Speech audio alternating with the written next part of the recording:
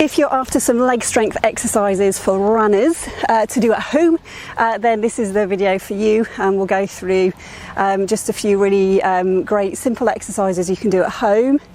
As it's strength exercises, you do need a little bit of weight. You don't need any of the fancy weights that they have at the gym. You can even just get a bag, fill it full of like baked beans or something you've got in the cupboard. You're just wanting something to hold on to. My name's Claire. I'm a physiotherapist from PhysioFit Health. If you're interested in strength, what I'd really strongly recommend is checking that you have flexibility to begin with. Flexibility is one of the building blocks and foundations, and then strength goes over that. So I would strongly recommend checking leg flexibility. We do have a deep squat challenge which works on the deep squat. It's 8 weeks, takes you through just a load of different exercises to try out, focusing on the different areas of the legs. So I do think it's a really good thing to do. So sign up, the details are in the description below. I'll go through the exercises. At the end I'll just go through just a suggestion of the number of repetitions and the weight suggested. I have to say the weight being used is really dependent on the person, so it's something to kind of figure out from a personal point of view, but I'll go through that at the end. For this exercise, you do need something to be able to lean on. It's going to work around the hips, going into hip extension, which pushes you forwards when you are running, so is a good one to do. So get yourself a chair or a bench or something just to rest yourself on. You're going to walk your legs forwards, and you're going to get your upper body resting on that support. Legs are about hip width apart, and then you are lifting your hips up, so you're trying to get everything nice and level. Now this is where your weights come into it. Get your weight, chosen weight, you're just going to place it over the hip and pelvis area, and then all you're going to do is lower these hips down. And then think about squeezing those muscles behind the hips, so those glutes, squeeze them as you're raising back up again. So it's a simple motion, lowering down and using those muscles just to raise the hips back down. But you need the weight over the hips as we are working on that strength. This one is good for working in a standing functional position. You'll need something just to pop your foot on. So I'll get you popping your left foot onto the chair or bench or whatever you're doing. Walk the right foot forwards, so you're in a split squat position. Just check your hips are facing forwards, and this is where you're going to hold on to your weight. So you can have weights in both hands, so put them in a bag or something easy just to hold on to, and then you're going to bend that right knee, you're going to lower the body down, and then you're going to raise yourself back up again. So that's your basic movement. However, as with many exercises, there's always different variations. You can have the body upright, as we've just been doing. It will probably feel like you're working more front of the thigh, maybe down towards the knee.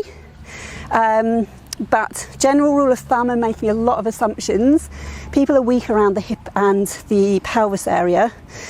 So if you lean the body forward, so think about hinging at the hips, gets all of your weight onto that right leg, lowering yourself down, and then trying to use these hip muscles, the glutes, to raise yourself back up again. So it just changes the bias a little bit. Both are good, like I say, but yeah, I generally go for the leaning forwards, holding onto your weight. This exercise will be working on the calf.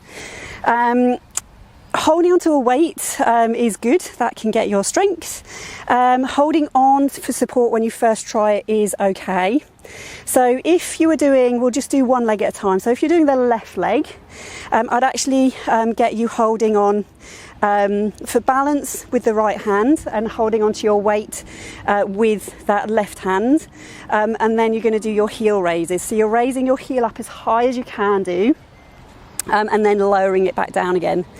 Now ultimately this one is actually better off the edge of a step, because it just means that your heel can lower down even further and you can go through that full range of movement with that calf muscle, rather than if you do it on the ground, then the ground's obviously going to stop you, so you're not going to get that full range.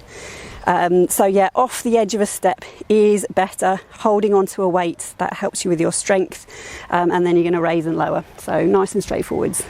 So those are your strength exercises that are pretty good for runners. With your repetitions, and if you're working on strength, you want to do not that many repetitions. So you want to do 3 lots of 6 to 8 repetitions. We do actually have a video where I go into a little bit more detail about strengthening exercises and how to figure out what repetitions to do, weights and everything. So check it out. Now you want a weight, and you actually want it to be fairly heavy.